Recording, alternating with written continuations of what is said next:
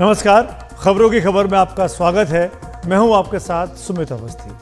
आज बात करेंगे सेहत के बारे में। क्या आपको आजकल सांस लेने में तकलीफ होती है? दम भी घुटा घुटा सा रहता है? आपकी आंखों में जलन हो रही है? आंखों से पानी आता रहता है? दरअसल ये सब इसलिए हो रहा है क्योंकि आप एक प्रदूषित शहर में रहते हैं और ऐसे प्रदूषित शहरों में सिर्फ रहने भर से हमारी और हमारे परिजनों की सेहत खराब हो रही है। ये कहानी इस मौसम में हर साल की हो गई है। हम जो सांस लेते हैं उनमें सर्दियां आते आते ही जहर घुलने लगता है। इनमें बहुत कुछ तो हमारा अपना किया धरा है। खासकर दिल्ली और उत्तर भारत में हाल तो कई सालों से खराब है, लेकिन अब ये मानव निर्मित जहर माया नगरी मुंबई तक पहुंच गया है और इस साल तो वहां का हाल दिल्ली से भी बुरा दिखाई दे रहा है। मुंबई के हिसाब से ये खबर चौंकाने वाली भी है और परेशान करने वाली भी। आइए आपको दिखाते हैं मुंबई का दरअसल हाल क्या हो गया है। मुंबई में अक्टूबर का प्रदूषण स्तर पिछले 4 साल में सबसे ज्यादा रहा है। कई जगहों पर एयर क्वालिटी इंडेक्स 200 यानी खराब के स्तर से ऊपर रहा। साल की शुरुआत में यानी 1 जनवरी से 17 फरवरी के बीच 12 दिन दिल्ली से भी ज्यादा AQI मुंबई में रिकॉर्ड किया गया था। 2022 की सर्दियों के 92 में से 66 दिन वहां का AQI खराब या फिर बहुत खराब रहा है। तो सवाल उठता है कि मुंबई की हवा खराब क्यों हो रही है? क्या चीजें हैं जो मुंबई को प्रदूषित कर रही हैं? शहरों में हो रहे निर्माण कार्य की धूल एक बहुत बड़ी वजह है। मुंबई में बहुत बड़े पैमाने पर निर्माण चल रहा है, उससे पैदा हुए कण, धूल, डस्ट ये परेशानी खड़ी कर रहे हैं। रेस्टोरेंट्स हो गए, ढाबे हो गए, वहां पर जो ईंधन इस्तेमाल किया जा रहा है वो भी मुंबई का प्रदूषण बढ़ा रहा है। मुंबई में इन दिनों कचरे को खुले में जलाने की घटनाएं भी बहुत ज्यादा बढ़ी है और एक और बड़ा कारण है औद्योगिक प्रदूषण का, यानी फैक्ट्रियों से निकलने वाला धुआं। ये सब मुंबई की आबोहवा को खराब कर रहा है। मुंबई में बढ़ते प्रदूषण पर लगाम लगाने के लिए BMC ने निर्माण स्थलों को निर्देश दिए हैं कि वो 15 दिनों में स्प्रिंकलर सिस्टम लगवाएं। ये अनोखा है, मुंबई में आज तक ऐसा नहीं हुआ, लेकिन इस बार बढ़ते प्रदूषण के चलते ये BMC की तरफ से ऑर्डर्स दिए गए हैं कि 15 दिनों में स्प्रिंकलर्स लगवाएं, 30 दिनों में एंटी स्मॉग मशीनें लगवाएं। निर्माण स्थलों पर 35 फुट लोहे के घेरे अनिवार्य किए गए हैं। निर्देश दिए गए हैं कि हवा की गुणवत्ता मापने की मशीनें लगाई जाएं और उनकी लगातार मॉनिटरिंग भी की जाए। तो मुंबई का मौसम ज्यादा खराब है, इसका यह मतलब नहीं कि दिल्ली का हाल बहुत अच्छा चल रहा है। दिल्ली में भी जहरीला मौसम आ चुका है और इससे निपटने के लिए दिल्ली सरकार ने कई कदम उठाने की घोषणाएं की हैं। 13 हॉटस्पॉट के अलावा 300 से अधिक AQI वाली 8 नई जगहों की पहचान की गई है। प्रदूषण के कारण जानने के लिए विशेष टीमें तैनात कर दी गई हैं। उपायुक्त या डिस्ट्रिक्ट कमिश्नर प्रदूषण की गतिविधियों की खुद जांच करेंगे। धूल दबाने वाले केमिकल मिलाकर पानी का छिड़काव जगह जगह पर किया जाएगा। धूल विरोधी अभियान को और तेज किया जाएगा। 91 जगहों पर ट्रैफिक जाम हटाने के निर्देश दिए गए हैं। मेट्रो के फेरे बढ़ाए जाएंगे ताकि लोग निजी गाड़ियां कम निकालें और सार्वजनिक वाहनों से कम्यूट करें, उसका इस्तेमाल करें। DTC से बसों के फेरे बढ़ाने और निजी बसों को किराए पर लेने को कहा गया है। डीजल जनरेटर नियमों के उल्लंघन पर सख्त कार्रवाई करने की मंशा भी दिल्ली सरकार ने जता दी है। इसके साथ ही राजधानी में, क्योंकि सुप्रीम कोर्ट की मॉनिटरिंग होती है, ग्रैब 2 के तहत ज्यादा सख्तियां की जाएंगी। डीजल जनरेटर सेट के इस्तेमाल पर नियंत्रण किया जाएगा। सार्वजनिक परिवहन मेट्रो के इस्तेमाल को बढ़ावा दिया जाएगा। निर्माण गतिविधियों पर पाबंदी लगेगी। निजी गाड़ियों का पार्किंग शुल्क बढ़ाया जाएगा ताकि लोग बाग डिस्करेज हो अपनी गाड़ियां लेकर सार्वजनिक जगहों पर जाने के लिए। वो सार्वजनिक वाहनों का इस्तेमाल करें, मेट्रो का या फिर बसों का। सड़कों पर पानी का नियमित छिड़काव किया जाएगा। खुले में कचरे, बायोमास के जलाने से बचा जाएगा। इस तरह के आदेश जारी किए गए हैं, गाइडलाइंस भी हैं। आगे बढ़ने से पहले यह समझ लेते हैं कि दरअसल AQI होता क्या है। आजकल जगह जगह AQI के बारे में बात होती है, पॉल्यूशन लेवल के बारे में बात होती है। तो पॉल्यूशन को नापने का जो पैमाना है वो एयर क्वालिटी इंडेक्स उसको कहते हैं। और क्या होता है, 201 से 300 का स्तर खराब माना जाता है, 301 से 400 का स्तर बहुत खराब माना जाता है, 401 से 450 खतरनाक और 450 से ज़्यादा का स्तर तो बहुत ही खतरनाक माना जाता है। हमने अमूमन दिल्ली में यह देखा है कि दिवाली के अगले दिन या दशहरे के अगले दिन ये AQI 700, 800, 900 तक चला जाता है, यानी वहाँ तक तो मशीन भी नहीं नापती है, उस लेवल पर चला जाता है। और ये हवा वाकई में जहरीली है। और ये बात एक नई नहीं, कई शोध अब इस बारे में कहते हैं। लॉन्सेट ने स्टडी की है, उनका कहना है कि 2019 में 16 लाख लोगों की वायु प्रदूषण के कारण असामयिक मौत हो गई। प्रदूषण से सबसे ज्यादा मौतें भारत में, चीन का नंबर दूसरा है। 2019 में भारत में होने वाली कुल मौतों में लगभग 18% प्रदूषण के कारण हुई हैं। जिस प्रदूषण को हम लोग सीरियसली नहीं लेते हैं, वो प्रदूषण किस हद तक जानलेवा है, वो ये आंकड़े उसको बताने के लिए, आपको चेताने के लिए। ग्रीन पीस ने कहा है कि 2020 में भारत में वायु प्रदूषण से 1,20,000 लोगों की मौत हुई। वायु प्रदूषण से भारत में 2 लाख करोड़ रुपए से ज्यादा का आर्थिक घाटा भी हुआ। ग्रीन पीस और IQAir ने पाया कि 2021 में दिल्ली में वायु प्रदूषण से 54,000 असामयिक मौतें हुई हैं। यूनिवर्सिटी ऑफ शिकागो की स्टडी के अनुसार दिल्ली में प्रदूषण घट रहा है। प्रदूषण की वजह से लोगों की उम्र घट रही है, माफ करिएगा। 10 साल में हार्वर्ड की स्टडी के मुताबिक 2021 भारत में लगभग 1/3 मौतें वायु प्रदूषण से हुई हैं। WHO की बात करें तो उसकी रिपोर्ट कहती है कि 2021 दुनिया भर में वायु प्रदूषण से 70 लाख मौतें हुई। यानी कुल मिलाकर ये वायु प्रदूषण किस हद तक घातक है, जानलेवा है, इन आंकड़ों के जरिए आपको समझ में आ रहा होगा। इसीलिए मैं कह रहा हूं कि आजकल की आबोहवा जो परेशान कर रही है, खासकर उत्तर भारत के लोगों को, वो आपकी सेहत के लिए बहुत घातक है। ये घातक हवा हम सबको मौत के कुएं में धकेल रही है। देखते हैं कि बच्चों पर इसका क्या असर होता है। बहुत जरूरी है, उनके फेफड़ों के विकास और कामकाज पर सीधा असर पड़ता है। सांस की बीमारियां बच्चों को हो जाती हैं, दमे का रोग और बढ़ जाता है। यानी अगर सांस की दिक्कत है तो दमा, अस्थमा उसको और बढ़ जाता है। जबकि वयस्कों में हृदय रोग और स्ट्रोक का खतरा बढ़ता है, सांस की बीमारियां हो जाती हैं। जैसे ये रोग ही काफी नहीं थे, अब तो पता लगा है कि वायु प्रदूषण से स्तन कैंसर भी हो सकता है। European society for medical oncology की एक स्टडी में यह कहा गया है कि स्तन कैंसर में वायु प्रदूषण की भूमिका के संकेत मिल रहे हैं। उसके अनुसार वायु प्रदूषण से बढ़ता है स्तन कैंसर का खतरा। PM 2.5 से स्तन कैंसर के खतरे में 28% की बढ़ोतरी होती है और PM 10 से और ज्यादा खतरा बढ़ जाता है। इसीलिए दिल्ली और मुंबई की हवा तो जहरीली है, लेकिन दक्षिण भारत का क्या हाल है? कहा जाता है कि दक्षिण भारत में हाल बेहतर रहता है। क्या उत्तर भारत दक्षिण भारत की तरह नहीं हो सकता? क्योंकि दक्षिण में अगर पॉल्यूशन नहीं है तो वहां से क्या उत्तर भारत सीख सकता है? उत्तर की तरह पराली नहीं जलती है दक्षिण भारत में इन दिनों में। उत्तर की तरह रबी की फसल बोने की जल्दबाजी वहां पर नहीं दिखाई जाती है। पराली को अपने आप गलने दिया जाता है ज्यादातर जगहों पर। उत्तर में धान की खेती की बंदिशें भी पराली जलाने की जिम्मेदारी बढ़ाती हैं। धान बोने पर दक्षिण में समय की कोई पाबंदी नहीं है।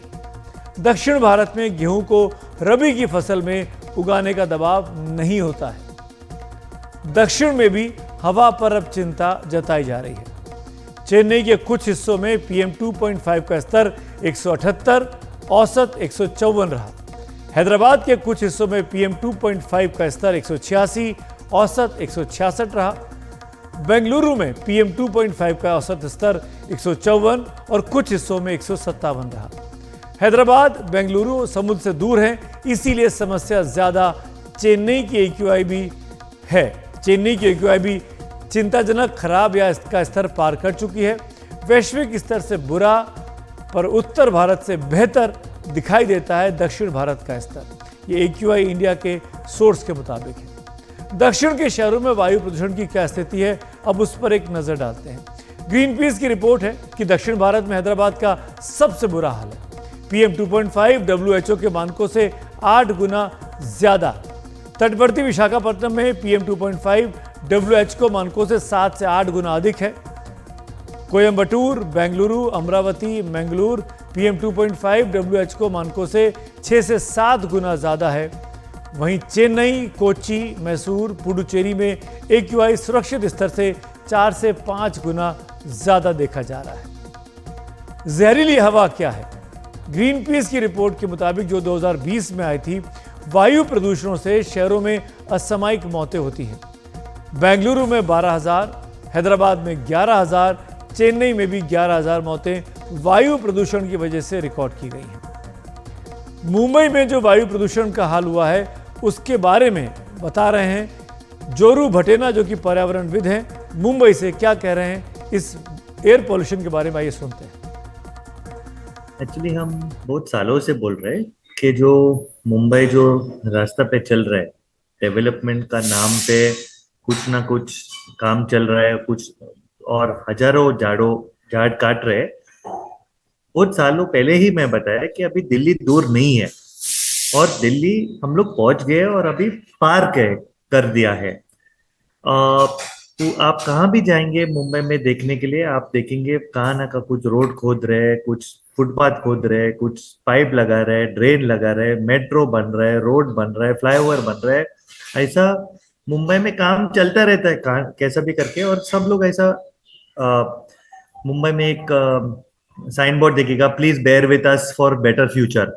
वो फ्यूचर कभी आ नहीं रहा है, खाली फ्यूचर खराब हो रहा है। अभी पोल्यूशन के कारण दो है, एक काम बढ़ रहा है, वो पोल्यूशन इंक्रीज करता है, और जो नेचुरल पोल्यूटर्स को जो पोल्यूशन को निकलता है, जो झाड़ है उसको काट रहे हैं। तो एक साइड पे पोल्यूशन बढ़ रहा है और एक साइड पे पोल्यूशन कंट्रोल कम हो रहा है। तो यही सिंपल वजह है। और डेवलपमेंट नहीं, डेवलपमेंट का शब्द नहीं है कि झाड़ काट के डेवलपमेंट होना मांगते। कोई भी जा सकते हैं, सिंगापुर जाओ, कोई भी शहर में जाओ, पूरा दुनिया में आप देखेंगे सिटी डेवलप भी होते हैं और ग्रीन भी होता है। ऐसा खाली कंक्रीट डेवलपमेंट खाली आपको मुंबई में मिलेगा। हमारा झगड़ा ऑलवेज ये झाड़ को बचाने का फाइट है, और वो फाइट हम कंटिन्यू करेंगे, because tree is the best pollution control measure.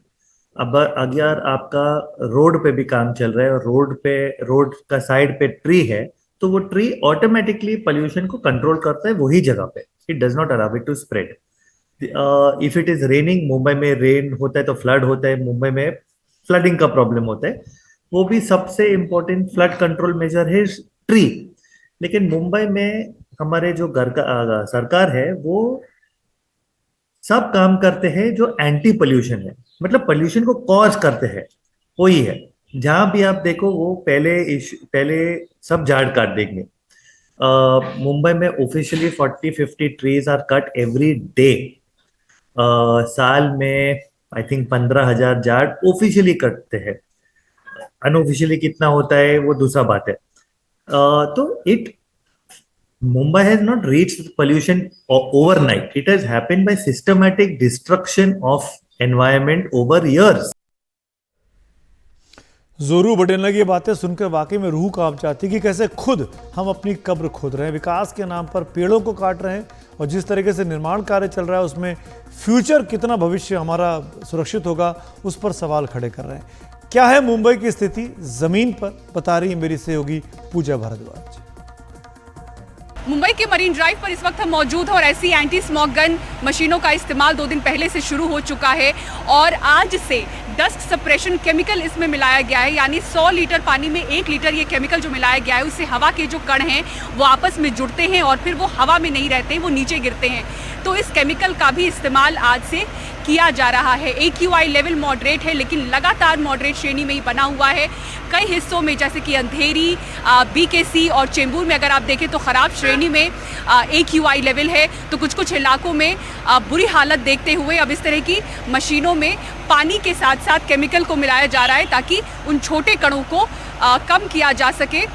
और मुंबई में लगातार हम देख रहे हैं कि AQI जो है वो मॉडरेट लेवल में बना हुआ है। इस वक्त भी आप देखें मरीन ड्राइव पर हम मौजूद हैं और धुंध आपको यहाँ पर साफ नज़र आएगी, इमारतें साफ नहीं दिख रही हैं। तो इस तरह से स्मॉग आप देखें दोपहर के दौरान भी मुंबई में नज़र आ रही है। कंस्ट्रक्शन का काम जिस तरह से लगातार हम रिपोर्ट कर रहे हैं कि 6000 कंस्ट्रक्शन साइट हैं मुंबई में जहाँ पर धूल की समस्या बहुत ज़्यादा बड़ी दिख रही है। BMC की तरफ से कोशिशें हो रही हैं, एंटी स्मॉग गन की तैनाती हो रही है, लेकिन मॉडरेट में लगातार जो मुंबई की हवा है मध्यम श्रेणी में वो बनी हुई है। और इस बीच जो टॉर्चर है मुंबई वासियों के लिए वो दोहरी है, क्योंकि इस बार टेम्परेचर भी बहुत ज़्यादा बढ़ा हुआ है। लगातार 34 से 36 डिग्री का तापमान हम मुंबई में देख रहे हैं। अक्टूबर महीने में इस तरह से तस्वीरें पहले नहीं होती थी, इतनी ज़्यादा प्रदूषण की और इतनी गर्मी की, लेकिन इस बार मुंबईकर दोहरी मार झेल रहे हैं। कुछ मुंबईकर इस वक्त हमारे साथ हैं, आइए उनसे बात करते हैं पेड़ के सहारे, क्योंकि गर्मी बहुत ज़्यादा है और पोल्यूशन से भी परेशान है, तो एक पेड़ के सहारे यहाँ पर खड़े हैं। बहुत लोग कंप्लेन कर रहे हैं सांस की दिक्कत की, क्या आप लोग को ऐसी कोई समस्या? हाँ होती है ऐसे। हम लोग जब लोकल ट्रेन में ट्रैवलिंग करते हैं काफ़ी हेवी क्राउड होता है, फिर हम लोग को काफ़ी मतलब कि सांस आने में दिक्कत हो जाती है। एयर पोल्यूशन क्या प्रॉब्लम है? इससे काफ़ी बीमारी वगैरह का हो रहा है। जो बूढ़े लोग हैं उन लोग को सांस लेने में दिक्कत वगैरह आती है, हवा में मिट्टी वगैरह रहता है, तो हम लोग को भी काफ़ी आजकल देख रहे हैं बच्चों में बीमारियां बढ़ती जा रही हैं। हॉस्पिटल में हम लोग भी देख रहे हैं, मतलब हम लोग के परिवार से भी बच्चे लोग काफ़ी हॉस्पिटल में अभी एडमिट हुए हुए हैं, उनका दिन बाय डे चल रहा है। डॉक्टर्स लोग भी ये बोल रहे हैं कि पोल्यूशन और ये सब के कारण आजकल बहुत बढ़ता जा रहा है। तो कोई हेल्थ इश्यूज, आप लोगों को कोई ब्रेथलेसनेस कुछ ऐसा ये फील हो रहा है? क्लाइमेट चेंज के वजह से, मतलब जैसे कि अभी ठंडी के टाइम में और गर्मी हो रहा है और गर्मी के टाइम पे बारिश आ रहा है, तो उस क्लाइमेट चेंज की वजह से लोगों को डेंगू डायरिया ये सब मतलब बहुत हो रहा है। आप लोगों को क्या दिक्कत आ रही है? गर्मी और साथ में एयर पोल्यूशन मुंबई में? गर्मी हो रहा है, देखो ना आपके सामने पसीने निकल रहे हैं। ठंडी का समय में है तो भी पसीने निकल रहे हैं। निकल रहे डबल टॉर्चर है क्योंकि एयर पोल्यूशन बहुत हाँ, ज़्यादा एयर हो रहा है। पोल्यूशन है, गर्मी भी है ना, सामने गर्मी भी इतना बढ़ गया है उसके लिए। क्या आप लोग को डेली ट्रैवल में क्या प्रॉब्लम आ रही है? डेली हम लोग का एक्चुअली इतना ट्रैवलिंग नहीं है, पर जिनको ट्रैवलिंग है उनको तो प्रॉब्लम होता रहेगा। नॉर्थ इंडिया में ठंड के साथ पोल्यूशन आता है, तो जो कुछ बम्बई में हो रहा है तो और आश्चर्यचकित करने वाला है, चौंकाने वाला है। गर्मी भी है 34 डिग्री 35 डिग्री की, और एयर पोल्यूशन भी है, यानी दोनों जगह मौसम चाहे जैसा भी हो, मार प्रदूषण की लोगों को झेलनी ही पड़ रही है। वैसे आपको याद होगा पिछले महीने दिल्ली में G20 का आयोजन किया गया था और बड़ा अच्छा मौसम था उस वक्त में, बड़ा अच्छा पोल्यूशन का स्तर था, AQI भी बिल्कुल नॉर्मल चल रहा था। ऐसा लग रहा था कि बहुत सुकून सा माहौल है, दिल्ली में सब कुछ अच्छा हो गया है, सब कुछ काबू में कर लिया गया है। ये आखिरकार हुआ कैसा था? G20 में क्यों नहीं जो बाहर से दुनिया भर के मुल्क से लोग आए उनको दिल्ली में प्रदूषण को झेलना पड़ा? आपको कुछ फैक्ट बताना चाहेंगे। 8 से 10 सितंबर के बीच में ये आयोजन किया गया था। इस दौरान दिल्ली के सारे संस्थान मोटे तौर पर बंद थे, इंस्टीट्यूट्स बंद थे, ऑफिस बंद थे, स्कूल बंद थे, वेहिकुलर पॉल्यूशन काफ़ी कम हो गया था, ट्रैफिक कम हुआ था, तो प्रदूषण की स्थिति जाहिर तौर पर नहीं थी, ना के बराबर थी। इस दौरान और इसके एक दिन पहले और एक दिन बाद तक निर्माण कार्य पर दिल्ली NCR में मोटे तौर पर पाबंदी लगी थी, खासकर उस इलाके में जो कि प्रगति मैदान के आसपास आता है, जहां पर भारत मंडपम कहलाता है। 2100 सफाई कर्मियों को खास तौर पर तैनात किया गया था ताकि धूल के कण ना उठें, सड़कें साफ सुथरी रहें, किसी भी तरह का प्रॉब्लम नहीं आना चाहिए। धूल दबाने के लिए पानी का छिड़काव दिन शाम, सुबह शाम हो रहा था, दिन रात हो रहा था। पराली जलाने का वो मौसम नहीं था। AQI का स्तर 100 से नीचे बना रहा और लोगों को लगा कि दिल्ली ने प्रदूषण पर काबू करना सीख लिया है। दिल्ली में उस वक्त मौसम भी मेहरबान रहा, एक दिन तो बारिश हो गई थी, हवा चल रही थी, तो जाहिर तौर पर कभी भी वायु प्रदूषण की स्थिति दिखाई नहीं दी और ये इंप्रेशन गया दुनिया भर में कि अब दिल्ली में वायु प्रदूषण शायद ना हो। पर अब सब पलट चुका है। अब वास्तविक स्थिति क्या है हमारे सामने है। यानी अगर सरकार चाहे तो प्रदूषण पर काबू पाया जा सकता है, जैसा कि G20 के दौरान हुआ। ये ज़रूर है कि सर्दियों भर स्कूल और दफ्तर तो बंद नहीं किए जा सकते, ना ही ट्रैफिक पर पाबंदी लगाई जा सकती है, लेकिन जो कानून बने हुए हैं अगर उन पर सख्ती से अमल किया जाए तो ये संभव किया जा सकता है और बहुत हद तक प्रदूषण पर काबू पाया जा सकता है। वायु प्रदूषण से बचने के कई तरीके हैं, बता रहे हैं डॉक्टर अरविंद कुमार, जो कि संस्थापक और मैनेजिंग ट्रस्टी हैं लंग केयर फाउंडेशन के। पोल्यूशन का जो लेवल इस समय पहुंच गया है, उससे बचने के लिए क्या करना चाहिए? मतलब ये ऐसे ही है जैसे कोई व्यक्ति सफेद कपड़े पहन के एक किसी तालाब में कूदे और ये पूछे कि जी किस तरह से मैं अपने कपड़ों को साफ रख सकता हूं, तो उसका आंसर होगा कि किसी भी तरह से नहीं रख सकते। देखिए, हम 25,000 बार प्रतिदिन सांस लेते हैं, और हर सांस में जब ये इतनी भारी मात्रा में पार्टिकल्स और गैसेस, टॉक्सिक गैसेस, ये हमारे लंग्स के अंदर जा रही हैं, थोड़ा सा मात्रा में वो सेटल हो रही हैं, वहां रह रही हैं, वहां से एब्जॉर्ब होके ब्लड में जा रही हैं, और ब्लड के माध्यम से हमारे मस्तिष्क से लेकर पैर तक हर अंग में पहुंच के उसको नुकसान पहुंचा रही हैं। सांस लेना तो बंद नहीं कर सकते, सांस तो लेना ही है, और सांस लेंगे तो ये चीजें अंदर जाएंगे ही जाएंगी। अब जो आपने ये बात करी मास्क की, तो मैं आपको बता दूं कि पहली बात तो जो कपड़े का मास्क है या सर्जिकल मास्क है, वो आपको पोल्यूशन से किसी तरह की राहत नहीं देते। अगर आपको राहत चाहिए तो आपको जो N95 है वो पहनना चाहिए, और उसको भी अच्छी तरह से नोज क्लिप लगाइए, साइड में लगाइए, पूरा थोड़ी के नीचे तक कवर करिए, ताकि जब आप नाक से सांस लें तो साइड से कोई हवा ना जाए, 100% हवा उस N95 के थ्रू जाए। हाँ, हम पोल्यूशन के लिए जब यूज करते हैं तो वो वेल्व वाला यूज कर सकते हैं, जिससे एक्सहेल करने पे वो हवा उस वेल्व से बाहर निकल जाए, और इनहेल करते समय वो मास्क से जाए। लेकिन मैं इसको अभी एज एन इमरजेंसी आप कहें कि सर कोई चारा नहीं है, तो ठीक है, आप पहनिए, बट मैं बार बार कई सालों से ये कह रहा हूं कि मास्क एयर पोल्यूशन का परमानेंट सोल्यूशन नहीं है। उसी तरह से बहुत से लोग मुझसे एयर प्योरीफायर पूछते हैं, मैं पूछता हूं कि क्या हम एयर प्योरीफायर 24/7 अपने साथ कैरी कर सकते हैं? हवा जहरीली होने के क्या कारण है, ये भी आप जानना चाह रहे होंगे। बता रहे हैं अभिषेक कर, जो कि सीनियर प्रोग्राम लीड हैं CEEW के। आपके हाथ में हवा का कंट्रोल नहीं है।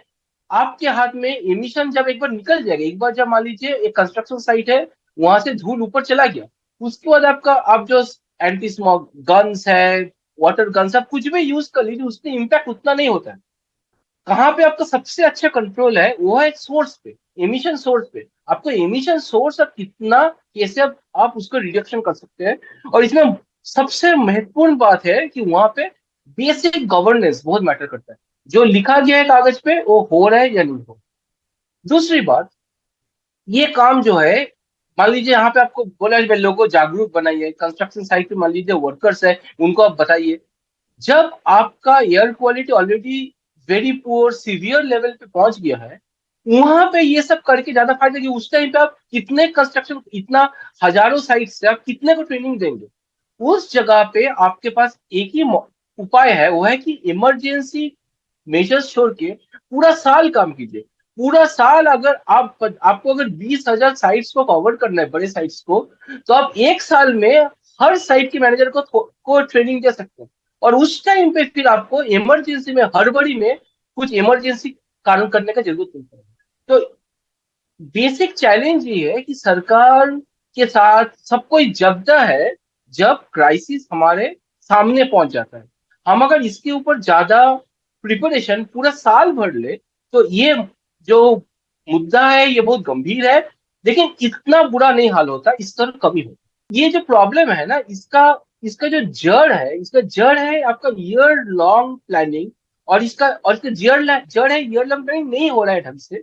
और दूसरा जो जड़ है वो है कि आप जो सोल्यूशन सोच रहे हैं 3 दिन में काम कर जाएगा, वो आपका 3 महीने में काम नहीं करेगा। तो इसके लिए आपको जो टेक्नोलॉजी सोचना है, जो आपको इफेक्टिव सोल्यूशन सोचना है, awareness building, better monitoring of sites, ये आपका लॉन्ग टर्म सोल्यूशन है, शॉर्ट टर्म में कुछ नहीं। मान लीजिए मैं आपको एग्जांपल देना क्रॉप रेसिड्यू बर्निंग का, जो पंजाब में है। मशीन काफी है, जितना मशीन है उसमें पूरा पंजाब का खेत का अगर ठीक से मैनेज किया जाए, आप रोक सकते हैं। लेकिन ग्राउंड में नहीं हो रहा है। इसका कारण है कि जब आप ग्राउंड पे जाते हैं तो वहां पे उस मशीन, वहां पे 6 लोग खड़े हैं लेने के लिए, उसमें 3 लोगों का रजिस्ट्रेशन नहीं हुआ। इस टाइम पे जब ऑलरेडी हमारा सर पे जो है खड़ा है एक दिक्कत, उस टाइम का इतने सारे मैनेजमेंट का काम फिजिकली पॉसिबल नहीं होगा सरकार के लिए। आइए आगे बढ़ते हैं आज की अगली स्टोरी की ओर। अगले साल 22 जनवरी यानी 22 जनवरी 2024 को दोपहर 12:30 बजे प्रधानमंत्री नरेंद्र मोदी राम मंदिर की अयोध्या में प्राण प्रतिष्ठा करेंगे। इस बारे में श्री राम जन्मभूमि तीर्थ क्षेत्र ट्रस्ट के महासचिव चंपत राय और अन्य सदस्यों ने आज प्रधानमंत्री मोदी से मुलाकात की और उन्हें इस कार्य का न्योता दिया। बहुत बड़ी खबर है, अब तारीख भी तय हो गई और समय भी तय हो गया है। 22 जनवरी दोपहर 12:30 बजे प्रधानमंत्री मोदी अपने कर कमलों से प्राण प्रतिष्ठा करेंगे राम जन्मभूमि। राम जन्मभूमि तीर्थ क्षेत्र इसके ट्रस्टी पेजावर मठ के पूज्य स्वामी विश्व प्रसन्न तीर्थ जी महाराज जगत गुरु मध्वाचार्य, ट्रस्ट के कोषाध्यक्ष पूना निवासी पूज्य स्वामी गोविंद देव गिरी जी महाराज, राम जन्मभूमि मंदिर निर्माण समिति के अध्यक्ष श्रीमान नृपेंद्र मिश्रा जी के साथ मैं स्वयं महामंत्री चंपत राय आज माननीय प्रधानमंत्री जी से मिलने गए थे। हमने उन्हें अयोध्या 22 जनवरी 2024 को पधार कर नए बन रहे मंदिर के गर्भगृह में भगवान राम के नूतन विग्रह की प्राण प्रतिष्ठा अपने करकमलों से करने का निवेदन किया। प्रसन्नता की बात है, प्रधानमंत्री जी ने हमारा निवेदन स्वीकार किया। वे प्राण प्रतिष्ठा के अवसर पर अयोध्या में उपस्थित रहेंगे। प्राण प्रतिष्ठा 22 जनवरी 2024 ये अब निश्चित हो गई है। खुद प्रधानमंत्री नरेंद्र मोदी ने भी इस बारे में आज ट्वीट किया है। अपने ट्वीट में पीएम मोदी लिखते हैं, जय सिया राम। आज का दिन बहुत भावनाओं से भरा हुआ है। अभी श्री राम जन्मभूमि तीर्थ क्षेत्र ट्रस्ट के पदाधिकारी मुझसे मेरे निवास स्थान पर मिलने आए थे। उन्होंने मुझे श्री राम मंदिर में प्राण प्रतिष्ठा के अवसर पर अयोध्या आने के लिए निमंत्रित किया है। मैं खुद को बहुत धन्य महसूस कर रहा हूं। ये मेरा सौभाग्य है कि अपने जीवन काल में मैं इस ऐतिहासिक अवसर का साक्षी बनूंगा। और इस पूरे डेवलपमेंट के बारे में मेरे साथ मेरे सहयोगी प्रशांत जुड़ेंगे, उनसे हम बात करते हैं। अब प्रशांत, तारीख तय हो गई, समय तय हो गया। अभी तक तो एक टाइमलाइन दी गई थी कि 20 से 30 जनवरी के बीच का भी हो सकता है। 22 जनवरी दोपहर 12:30 बजे कोई खास मुहूर्त है? जी देखिए सुमित, पहले से भी ही इस बात के कयास लग रहे थे कि 22 से 26 जनवरी के बीच में जो प्राण प्रतिष्ठा है वो की जाएगी। हालांकि आज तारीख आ गई, समय आ गए, जैसा आपने बताया। उसी दिन 22 तारीख को मुहूर्त निकाला गया है और 12:30 बजे दिन में करीब ये प्राण प्रतिष्ठा की जाएगी। और ये जो कार्यक्रम है सुमित, आपने अभी देखा प्रधानमंत्री ने जिस तरह का ट्वीट किया है, उनके ट्वीट से ही ये साफ जाहिर है कि उनकी किस तरह की भावनाएं हैं। क्योंकि आपने शुरू में कहा कि अब तारीख भी आ गई है। बार बार बीजेपी के विरोधी इस बात के लिए तंज कसते थे कि मंदिर वहीं बनाएंगे लेकिन तारीख नहीं बताएंगे। तो ये प्रधानमंत्री के लिए और बीजेपी के लिए एक बड़ा दिन है। और इसलिए आप जो अभी 22 तारीख को 12:30 बजे तो प्राण प्रतिष्ठा होगी, लेकिन मेरी जानकारी ये है कि अयोध्या में इससे जुड़ा कार्यक्रम करीब 1 हफ्ते चलेगा और उससे जुड़ी कई तैयारियां की जा रही हैं। अयोध्या में बगल में प्रयागराज है, उसमें कुंभ होता है। तो जिस तरह से जो टेंट सिटी, टेंट का जो शहर बसाया जाता है, उसी तरह का एक शहर भी बसाया जाने की योजना है और उस पर काम शुरू हो गया है अयोध्या में। उसमें 6 शहर बनाए जाएंगे। मुझे अयोध्या से ताल्लुक़ रखने वाले एक व्यक्ति ने बताया, उनके पास जानकारी थी। उसमें करीब 6 शहर बसाए जाएंगे छोटे छोटे। 2 संतों के लिए रहेंगे, 4 बाकी जो भक्त आएंगे वहाँ पर श्रद्धालु आएंगे। क्योंकि कई श्रद्धालु, कई भक्त, कई संत वहाँ उस तारीख को आना चाह रहे हैं। तो कई तैयारियां की जा रही हैं। 22 तारीख को 12:30 बजे तो प्रशांत, 22 जनवरी से मार्च और अप्रैल ज्यादा दूर नहीं है, 1 महीने का ही गैप है। चुनाव पर असर होगा? बिल्कुल, देखिए जब से आप पिछले 2 महीनों में प्रधानमंत्री के अलग अलग कार्यक्रमों में उनका बयान सुनिए सुमित। कल ही दशहरे के कार्यक्रम में प्रधानमंत्री ने क्या कहा अपने संबोधन में? उन्होंने कहा कि अब बस कुछ ही दिनों में वो इंतज़ार ख़त्म होने वाला है जब भगवान श्री राम अपने भव्य मंदिर में, दिव्य मंदिर में प्राण प्रतिष्ठित होंगे और ये दुनिया के लिए बहुत बड़ी बात होगी। तो निश्चित तौर पे लगातार प्रधानमंत्री इस बात को कह रहे हैं और 2 महीने बाद आपने बिल्कुल ठीक कहा, अप्रैल के पहले हफ्ते में संभावना है कि जो लोकसभा चुनाव की प्रक्रिया शुरू हो जाएगी।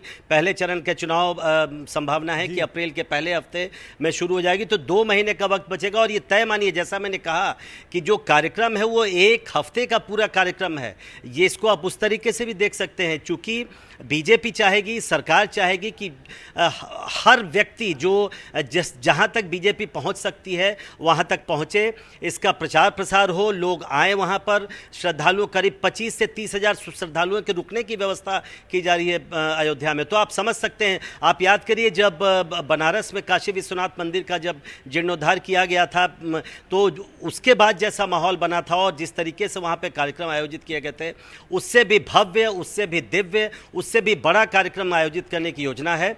और निश्चित तौर पे ये तो कहने की बात ही नहीं है कि बीजेपी भी कोशिश करेगी और ये आसानी से कहा जा सकता है कि उसके बाद जो माहौल बनेगा उसका कहीं ना कहीं फ़ायदा तो बीजेपी को मिलेगा ही।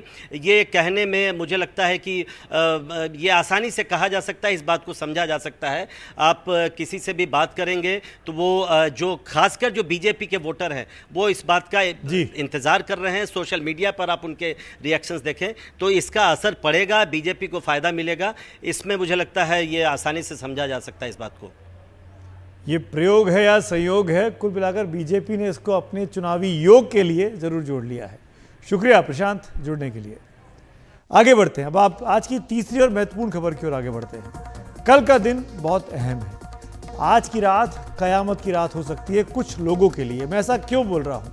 महुआ मोइत्रा के मामले में जो पैसे लेके सवाल पूछने का मामला है, उसमें कल संसद की एथिक्स कमेटी के सामने बीजेपी के सांसद निशिकांत दुबे और इस पूरे मामले के जो मुख्य शिकायतकर्ता हैं जय अनंत देहाद्री की पेशी एथिक्स कमेटी के सामने पेश होगी।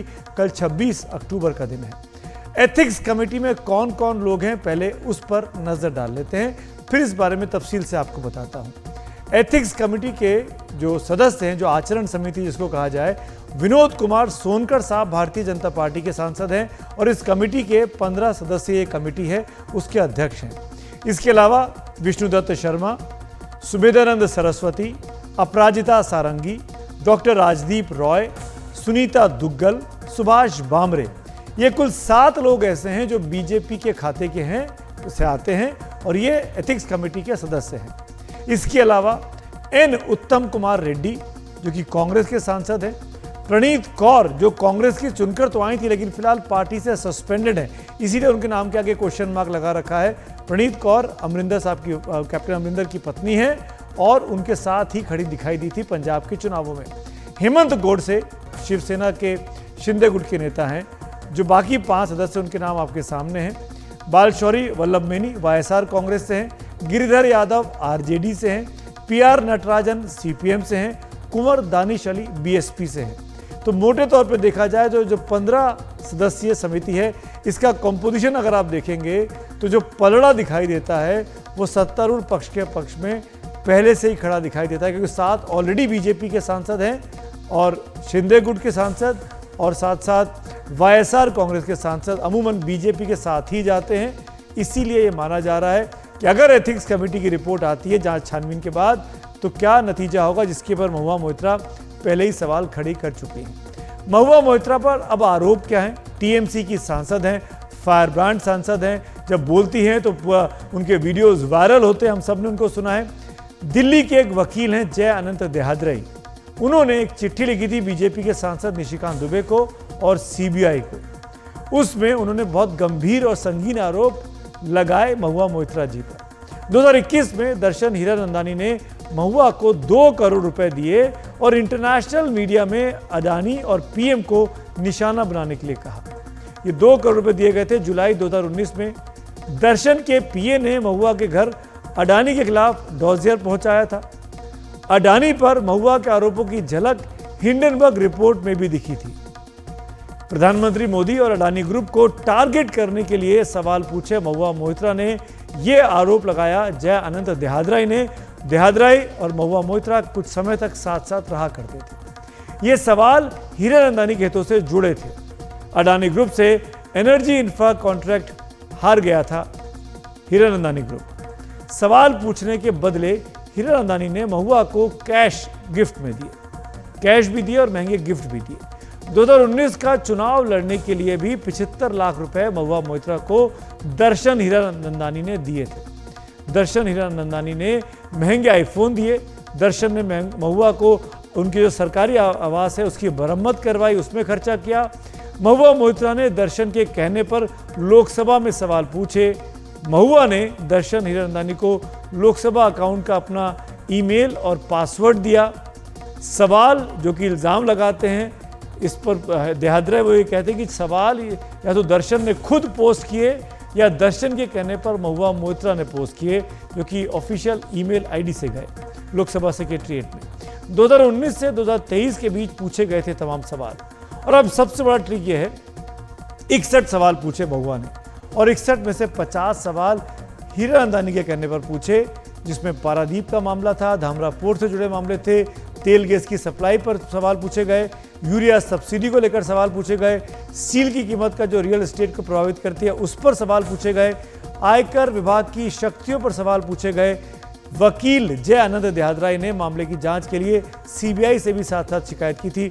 ये जितने मामले मैंने आपको गिनाए, पोर्ट से लेकर इनकम टैक्स तक के, इन तमाम मामलों में हीरानंदानी ग्रुप का अपना निजी इंटरेस्ट था, क्योंकि वो अडानी ग्रुप के साथ compete कर रहा था और जगह जगह पर कंपटीशन में अडानी ग्रुप बिडिंग में उनसे आगे निकल गया था।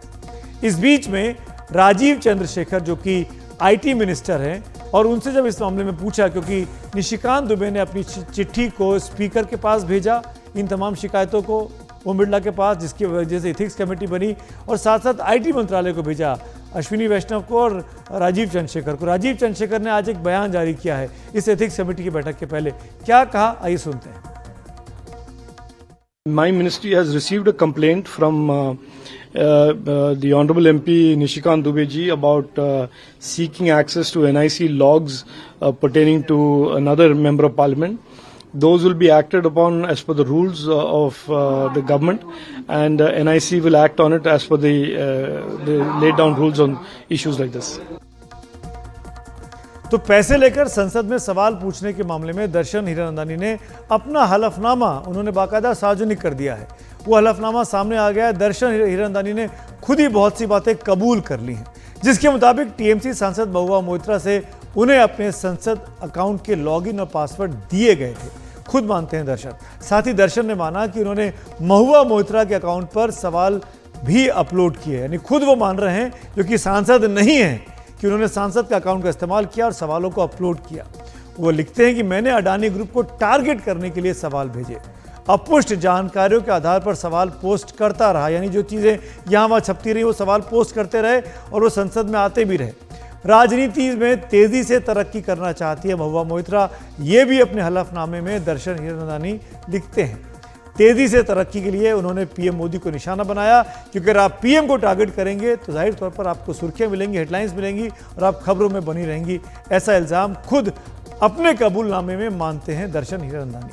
पीएम मोदी को निशाना बनाने के लिए अडानी ग्रुप को टारगेट किया गया, क्योंकि दोनों गुजरात से आते हैं। अगर आप अडानी को टारगेट करेंगे तो आप पीएम मोदी का अलायंस उनके साथ दिखा सकते हैं। ऐसी बातें अपने हलफनामे में मानी है दर्शन हीरानंदानी ने। साथ साथ ये भी कहा कि मोदी और अडानी को टारगेट करने के लिए महुआ मोइत्रा राहुल गांधी और कांग्रेस के दूसरे नेताओं के संपर्क में भी थी। भारत और कनाडा के बीच रिश्ते में जो तनाव आया था वो उसमें कुछ नरमाहट आती दिखाई दे रही है। वीज़ा सेवाएं दोबारा शुरू करने का आदेश भारतीय विदेश मंत्रालय ने दे दिया है। 4 श्रेणियों में वीज़ा सेवा बहाल की गई है। कल से यह सेवा बहाल हो जाएगी। कई लोगों ने आवेदन किया था सरकार से कि भाई वीज़ा सेवाएं दोबारा शुरू की जाए। बहुत लोगों का आना जाना रुक गया था। सरकार ने बात मान ली है। 2 सांसदों ने भी सरकार को चिट्ठी लिखी थी। अब कल से वीज़ा सेवा भारत और कनाडा के बीच शुरू हो रही है। मेरे साथ मेरी सहयोगी कादम्बिनी शर्मा और जानकारी के साथ जुड़ रही हैं। कादम्बिनी, जो बात ट्रूडो ने की थी, जिस तरीके से संबंध खराब हुए थे प्रधानमंत्री ट्रूडो के बयान के बाद, क्या वो अब पीछे छूट गया है? बिल्कुल नहीं सुमित, वो पीछे तो नहीं छूटा है, लेकिन जो दिक्कत हो रही थी वो अधिकतर भारतीय मूल के या जो भारतीय लोग हैं उनको ज़्यादा हो रही थी। तो वहाँ पर अब आदेश जो जारी हुआ है उसमें कहा गया है कि कल से कुछ कैटेगरीज में, जैसे एंट्री वीज़ा है, बिजनेस वीज़ा, मेडिकल वीज़ा और कॉन्फ्रेंस वीज़ा, इन सब के लिए अब वहाँ पर इजाज़त दी गई है।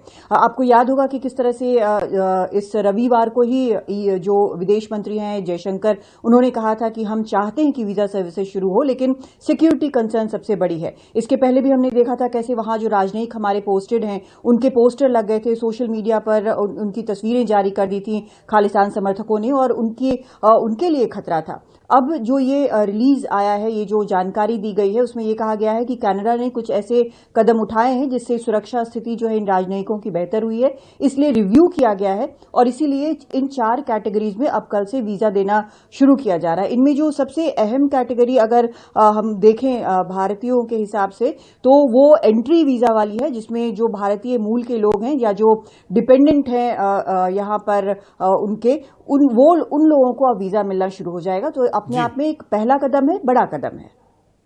चलिए कादम्बिनी, शुक्रिया इस पूरी जानकारी के लिए। इस बीच में अमेरिका ने भी अपील की थी भारत से कि इस बारे में भारत को पुनर्विचार करना चाहिए, और ये सब कुछ अब होता हुआ रिव्यू करने के बाद सिक्योरिटी को किया गया है कि वीज़ा सेवाएं कल से 26 अक्टूबर से दोबारा भारत और कनाडा के बीच शुरू हो रही हैं। तो इसी पॉजिटिव न्यूज़ के साथ आज के लिए फिलहाल इतना ही, लेकिन एनडीटीवी इंडिया पर खबरें जारी हैं। मुझको दीजिए इजाज़त, गुड नाइट।